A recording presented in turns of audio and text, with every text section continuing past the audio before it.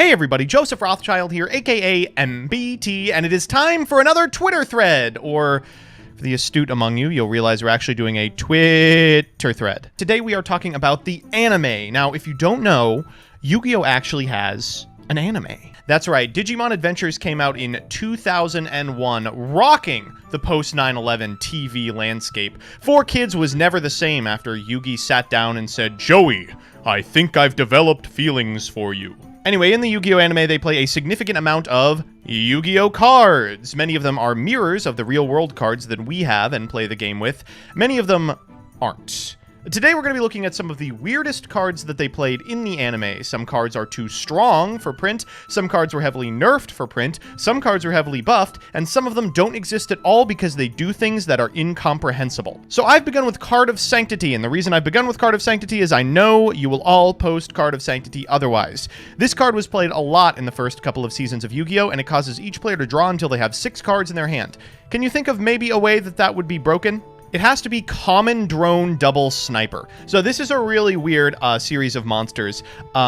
In the Yu-Gi-Oh! VRAINS anime, Emma Besho plays Altergeist, so her brother plays a series of monsters that specifically plus if they are being negated. Commandrone Double Sniper says, each time a card or effect that would negate an attack or card effect is activated, place a drone counter on this card, and while one or more drone counters are on this card, it can attack twice, it can attack directly, and when it does so, the battle damage inflicted to your opponent becomes 1,000. When your opponent activates a monster effect while there are 2 drone counters on this card, negate the effect, destroy that card, and then your opponent takes 1,000. That is, not a once per turn. Of course, CJ Alex thinks Blood Shepherd is cool. Look how stupid this fucking guy looks.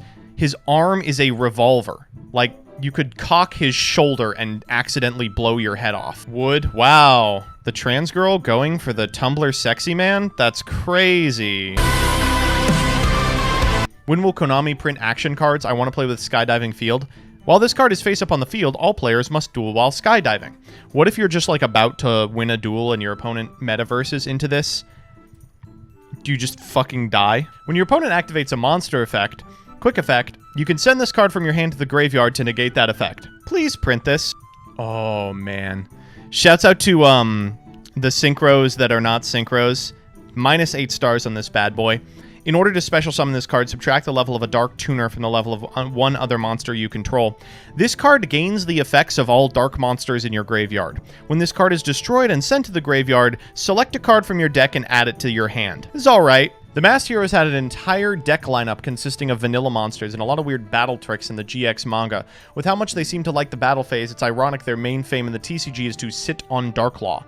Weird. Quiz cards. Yeah, this one makes you do push-ups. Some of you need these cards. Deuce transforms a game of Yu-Gi-Oh! To tennis, allowing only one monster on each side of the field to attack, and the player who deals damage twice in a row without being dealt damage by their opponent wins. Oh, like Advantage! This is sick! Outside of Zombiestein, I love both versions of Chumley's dad's deck from GX. It's a drunken archetype, and the dub had to change it to Hot Sauce. This is so fucking funny. This entire archetype is about getting too drunk and then losing your shit. Designate one card in the opponent's hand and guess big or small compared to 2,000 attack. If you guess correctly, you can steal that opponent's card. Damn, I play this same game with my shorts. And Danny. Roll a 6-sided die and draw cards equal to the result. Then send an equal number of cards from the top of your deck to the graveyard. What I like about this one is that it doesn't have a downside. Wait, the Gumblar from the show was better? We already had to ban this shit. Destroy all cards in each player's hand. They changed that to 2 and it was still busted. Ah! Darkwight Adagnister can be summoned to the EMZ only. Your opponent's monsters can't target this linked card for attacks, and if an opponent's monster is destroyed by a battle, they take 500. So this was the one that they linked the Arrival Cybers Adagnister to, but they just, like, straight up did not give us this card with Adagnister because they knew it was too bad. Ivy Bind Castle. Negate the effects of all face-up cards your opponent controls, comma, but we're not done. Monsters your opponent controls cannot attack. Once per turn during your standby phase, target a Predaplant, tribute that monster, destroy this card, and then once per turn during your opponent's standby phase, inflict 800 damage to your opponent for each monster they control. Cool, cool, cool, cool, cool. So it's Mystic Mine plus Cauldron of the Old Man. Alright, I can't see how this one would be bad. Oh, my mistake. Not face-up monsters, face-up cards. It's also IO Royal Decree. Take equip spell cards and equip trap cards and special summon as many of them as possible as monster cards. Each of these cards will apply its equipment effect on itself if possible. This is a funny-ass card. We should print this just because I don't think there's any possible way it cannot be broken. Destroy all monsters on the field, and if you do, banish all monsters in both players' decks. Off to a good start. Once per turn, each player can special summon one monster from their graveyard. While this card is on the field, you can ignore the summoning conditions required for normal and special summons. When a monster normal or special summoned by this effect is destroyed and sent to the graveyard, banish it instead.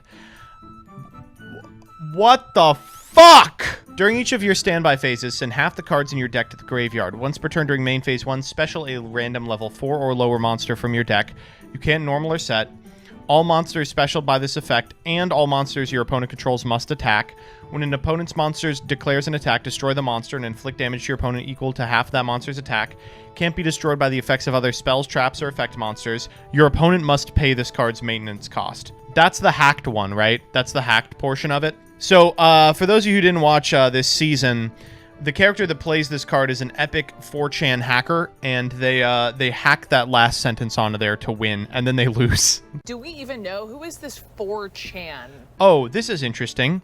Once per turn, if you skip the battle phase, you can make your opponent's life points become 1. When you activate this card, each player can add one spell card from their deck to their hand. While this card is face up on the field, either player can activate spell cards on their opponent's turn. This just makes you play Magic. Bubbleman in the TCG draws you 2 cards if both your hand and field have no other cards. But in the anime, just your field has to be empty. They should reprint this card. Yo! Oh, we never got this? So Neil Bubbleman was originally part of a cycle. Must be special summoned with Metamorphosis by tributing Clayman. This card's name becomes Elemental Hero Clayman while it's on the field. If this card is special summoned, inflict 200 damage to your opponent for each card they control. I see why we never got this. This card's crazy. Shouts out to the anime Numeron cards. Numeron Network let you activate Numeron counter traps from your deck, like this Numeron Spell Revision / Numeron Rewriting Magic. When your opponent activates a spell card, negate the activation and effect of that card. Choose a spell card in your opponent's deck and activate it on their side of the field. That's a nice Rite of Aramis here. But what if instead of that, you super polyed your whole field away? I predict you will come! Having a little trouble, are we? This one's, I don't know if this is very good. They could print this. I mean, what are you gonna get? Another Magician's Library? Now, this is strange. Do you... This is cool for sure. Imagine Snow. Yeah, imagine Battle Fader. Shouts out to Manga Stratos. You can have this card's attack until the end phase to allow this card to attack your opponent directly this turn. This is a different card. Every day I am upset we did not get this frame on Zark. You're fucking with me. Anime Boost Warrior is a tuner. I knew it. We got so much shit in that episode of History of Jank for using Boost Warrior as a tuner. And then after the episode, we were looking at the comments, we were like, Boost Warrior isn't a tuner? I knew I was getting fucking Mandela affected. It is a tuner in the anime. D. This man got an extra D! Well, certainly we've seen a lot of cards that cannot, under any circumstances, be printed into the Yu-Gi-Oh! Trading card game, but we've also seen a fair amount of cards that I think if printed today probably wouldn't make much of a splash at all. But above all, I think we all can agree, Konami, you better fucking give us colorless Chaos King of Dark World. I swear to God we need it.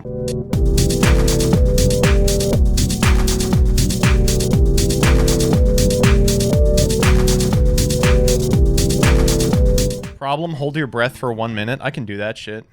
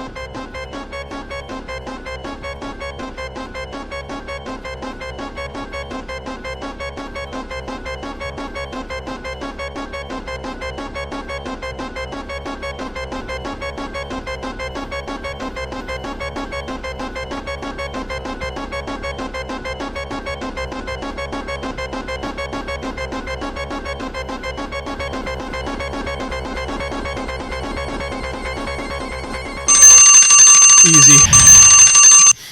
Easy. All right, give me that 30.